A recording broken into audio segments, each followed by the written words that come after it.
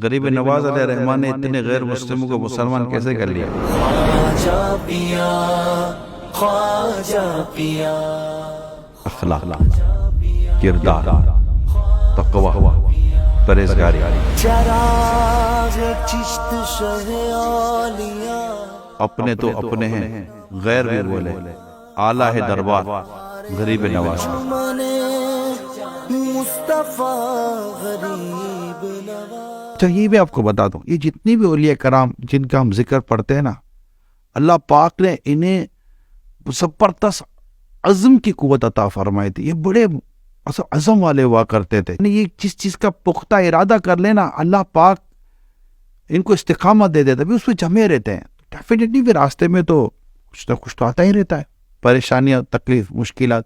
میرے غریب نواز علیہ الرحمٰن نے تمام مشکلات کو فیس کیا، اور الحمدللہ ہم دیکھتے ہیں کہ لاکھوں لاکھ غیر مسلم آپ کے کردار کو دیکھ کر، آپ کی کرامات کو دیکھ کر، آپ کے انداز کو دیکھ کر، آپ کی عبادات کو دیکھ کر میرے غریب نواز علیہ الرحمٰن کے دست پر کلمہ پڑھ کر مسلمان ہوئے۔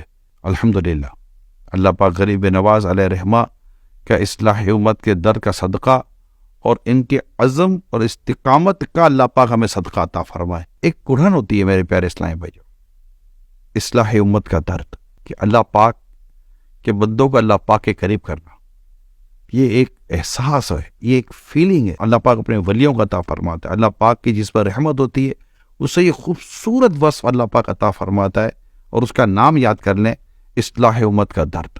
تو میرے خواجہ غریب نواز علیہ الرحمٰن کو اصلاح امت کا درد تھا، کہاں سے پیغام ملا، کہاں سے چلے، کہاں پہنچے، اور کیا مشقتیں، کیا تکالیف، کیا مخالفتیں برداشت کی۔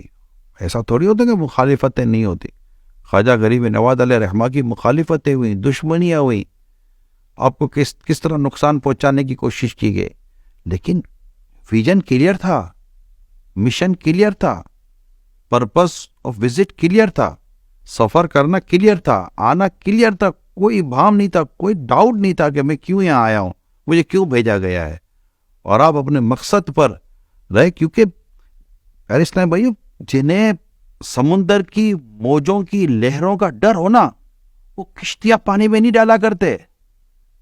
جنہوں نے کشتیاں پانی اور سمندر میں ڈال دیں، ان کو اس بات کو یاد رکھنا چاہیے کہ یہاں پر موجیں بھی آتی رہیں گی اور ہماری کشتی بھی جھلتی رہے گی، طوفان بھی آئیں گے، بارشیں بھی آئیں گی، طغیانی بھی آئے گی، بھنور بھی آتے ہیں، بہت کچھ آتا ہے، مگر وہ اپنے رب پر بھروسہ کرتے اپنی کشتی کو کنارے کی طرف لے کر چل رہے ہوتے ہیں، اللہ پاک انہیں منزل عطا فرما دیتا ہے۔ وہ ہے نا، باد مخالف سے نہ گھبرائے عقاب، یہ تو چلتی ہے تجھے اونچا اڑانے کے لیے۔ ان کی کئی مخالف ہوائیں چلتی ہیں ان کے گرد، ان کی طرف، لیکن یہ ان کی پرواز اونچی ہوتی چلی جاتی ہے، اور چونکہ ان کی روحانیت بڑا کام کر رہی ہوتی ہے، تو دنیا سے پردہ فرمانے کے بعد بھی ان کی روحانیت مزید قوت والی ہو جاتی ہے۔ تو ہم دیکھتے ہیں کہ ان کے مزارات پہ جانے والا بھی محروم نہیں لوٹتا، پا کر آتا ہے۔